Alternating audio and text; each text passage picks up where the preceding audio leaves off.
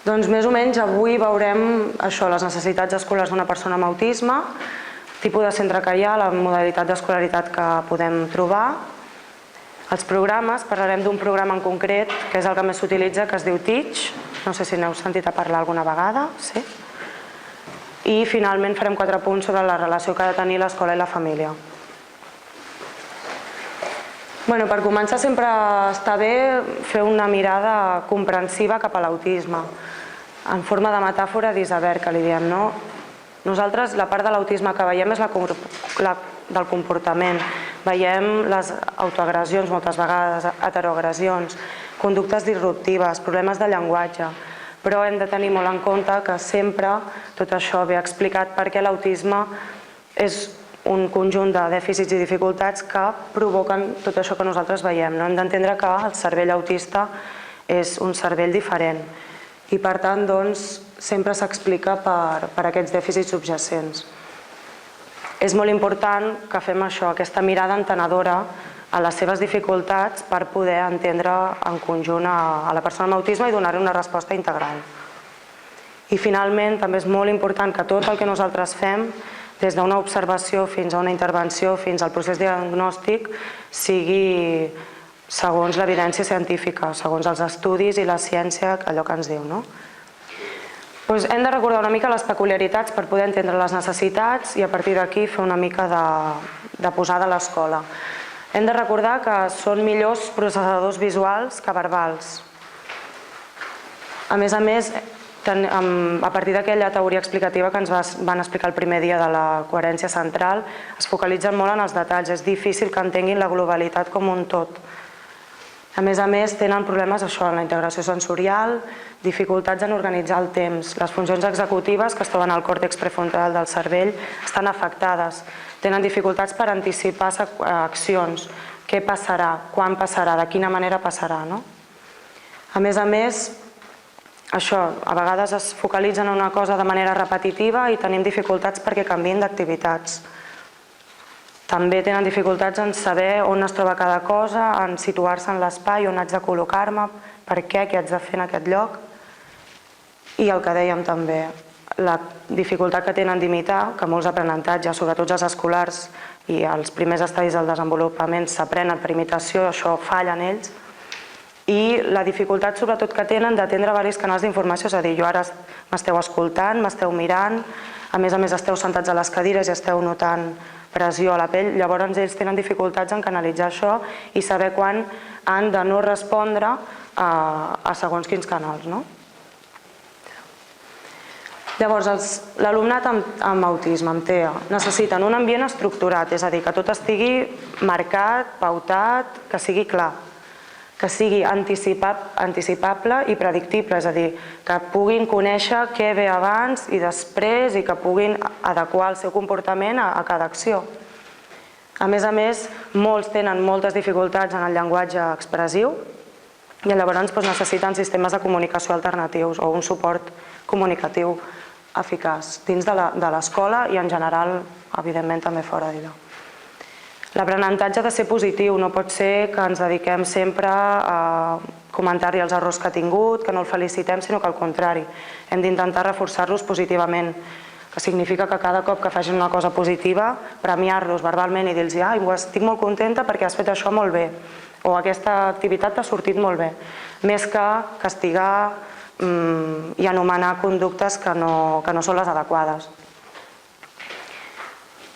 Experiències d'aprenentatge explícit. Això vol dir que els aprenentatges han de ser clars, no pot ser que vagin amb dobles sentits, amb ironies, amb preguntes obertes, sinó que ha de ser una tasca clara i continguts clars i que sàpiguen que allò no es modificarà, perquè la seva dificultat és aquesta, en preveure les coses, anticipar-les.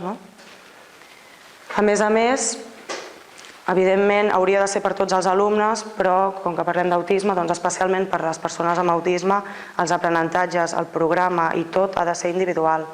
Vull dir, per molt que parlem d'autisme i de les necessitats que tenen en general, sabem que cada persona amb autisme és diferent i, per tant, l'ensenyament ha de ser, o les pautes d'ensenyament han de ser úniques per cada nen, adequades a les seves característiques.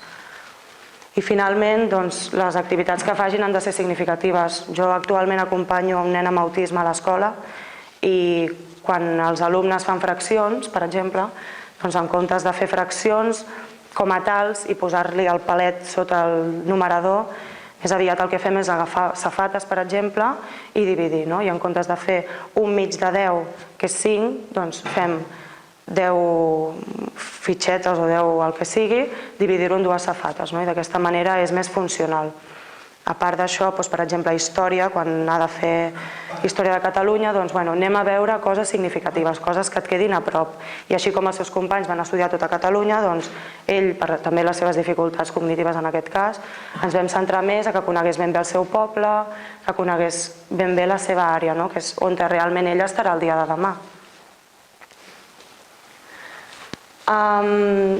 Hem comentat una miqueta això de les peculiaritats i les necessitats i llavors hem de fer una mica la vista enrere i tirar cap a l'evidència científica. Aviam què ens diuen, com ho hem de fer, perquè tot això hi ha gent que es dedica a estudiar-ho i elaboren guies, elaboren articles.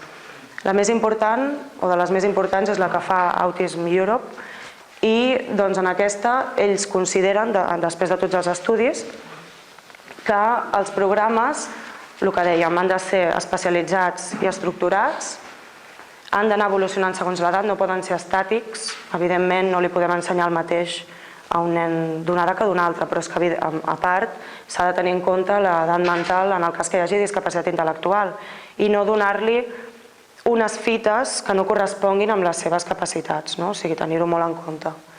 I finalment també és molt important, que moltes vegades és el que ens oblidem, que tot el que fem, sobretot a l'escola, amb persones amb autisme, ha d'estar rigorosament avaluat per tal de detectar possibles errors de programació o si hem posat objectius que són massa grans o, pel contrari, objectius que molt ràpid assoleix.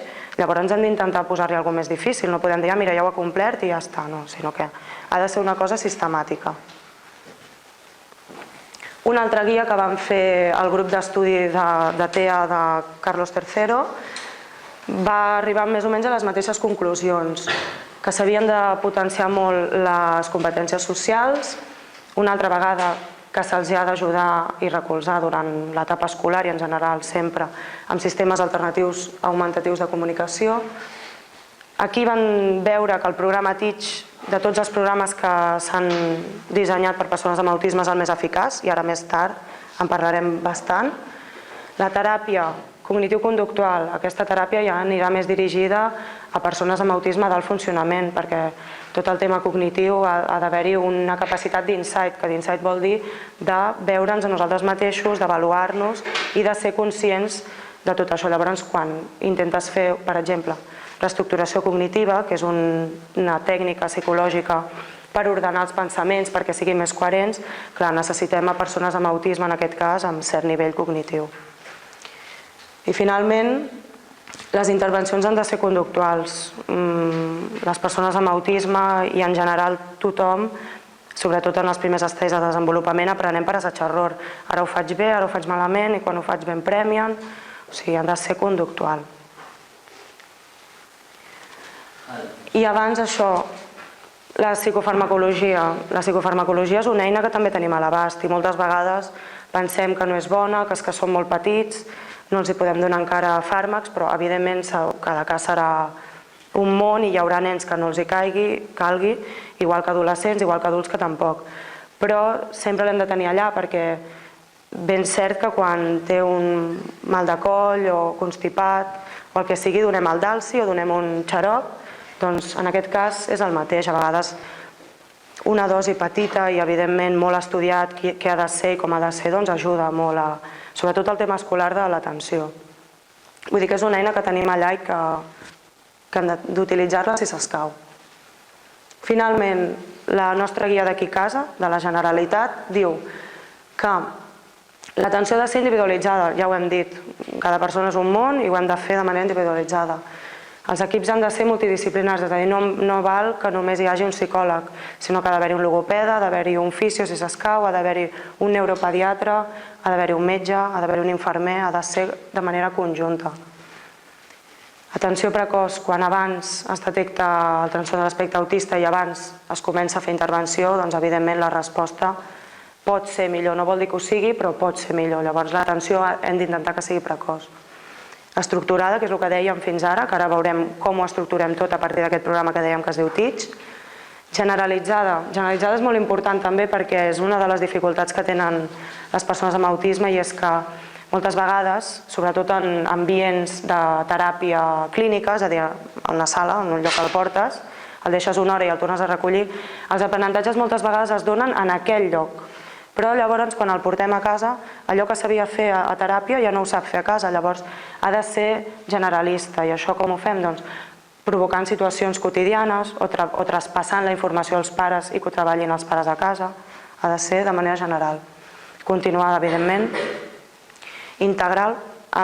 No en val també només en actuar sobre el problema de llenguatge que tingui aquella persona amb autisme, sinó que també, si he detectat que té dificultats de relació, doncs també hauré de treballar les dificultats de relació. O si té problemes amb entendre el temps, doncs haurem de treballar. El temps ha de ser integral. Flexible, també es treballa molt la flexibilitat i s'ha d'entendre que moltes vegades la teràpia, nosaltres tenim estipulats uns objectius durant uns mesos, però hem d'entendre que ha de ser tot flexible, no podem ser rígids, perquè si nosaltres som els rígids, ells que ja ho són per característiques seves, doncs encara ho augmentem més. Coordinació entre tothom i finalment, un altre cop, avaluació sistemàtica. O sigui que ja tenim una mica de visió del que diuen la ciència, no? Els que ja en tenen.